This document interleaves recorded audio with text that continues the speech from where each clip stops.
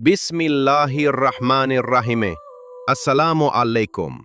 शायद हम कभी अपनी जिंदगी में ऐसे मनाजिर न देख पाते अगर आज ईरान न होता।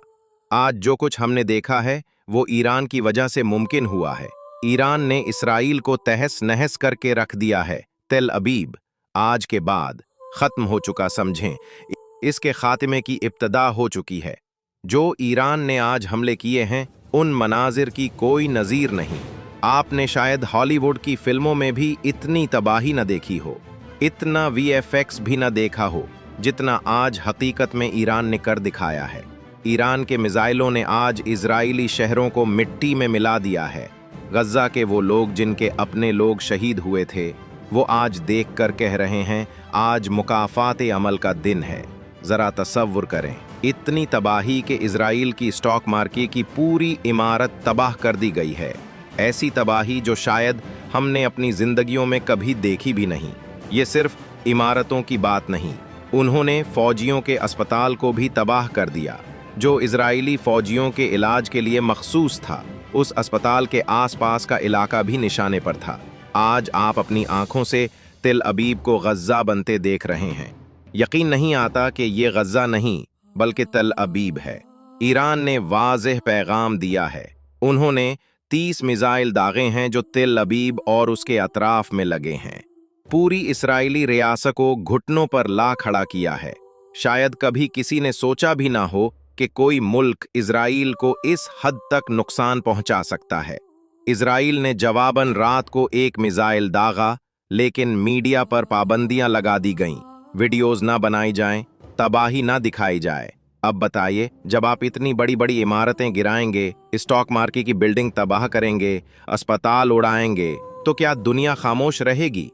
इंश्योरेंस कंपनियां दिवालिया हो चुकी हैं क्योंकि जंग के दौरान अक्सर वो कुछ करने से इनकारी हो जाती हैं।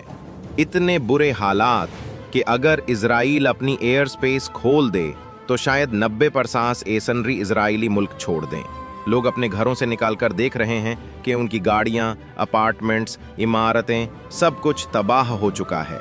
ईरान ने लड़ाई के लिए कफन बांध लिया है। उन्होंने साफ साफ कहा है, हम तुम्हें मारेंगे, तुम्हें अंदाजा नहीं हम क्या करने जा रहे हैं। ईरान की सबसे बड़ी कामयाबी ये है कि उसने इसराइल के दिफाई निज़ाम को शिकस्त दे दी है।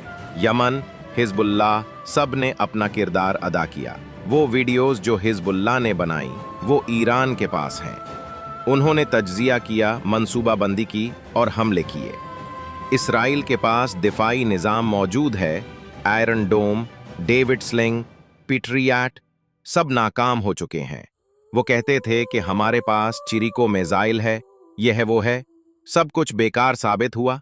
अमेरिका के साबिक सदर ट्रंप से लेकर नेतन्याहू तक सब धमकियां दे रहे हैं, लेकिन ईरान कह रहा है हम लड़ने को तैयार हैं, मेरी जान चली जाए तू जाए।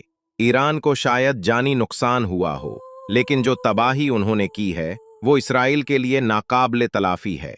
एक इंस्टीट्यूट जिसकी आलमी सतह पर 6ठी पोजीशन थी, जिसकी मालिया $5 अरब थी, जहां 2500 न्यूक्लियर साइंसदान, पीएचडी स्कॉलर्स और मुहक्किकीन काम करते थे, तबाह हो चुका है। ये लोग इसराइल की साइंसी, ज़राई और दिफाई तरक्की में अहम किरदार अदा कर रहे थे। इसराइल ने गैर मुल्की मीडिया पर पाबंदी लगा रखी है ताकि दुनिया को पता न चले कि हवा क्या है।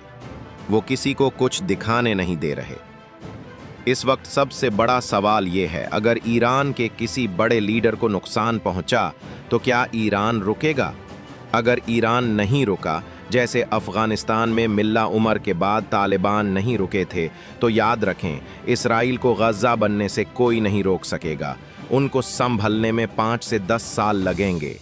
ये वो जंग है जो अब मंतकी अंजाम की तरफ जा रही है। ईरान ने जो पैगाम दिया है वो वाज़ेह है, हम वो मिसाइल अभी इस्तेमाल नहीं कर रहे जो तुम्हें मुकम्मल तौर पर ख़त्म कर सकते हैं। तल अबीब, हैफा सभी को छोड़ने का कहा गया। शुरू में लोग समझे ये मजाक है, मगर जब हमले हुए तो सब होश उड़ गए। ये वो मिसाइल हैं जिनके बारे में सायरन बाद में बजते हैं, मिसाइल पहले पहुंचते हैं।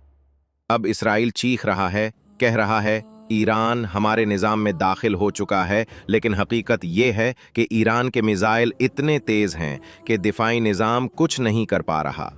कुरान फरमाता है, अपनी ताकत तैयार रखो।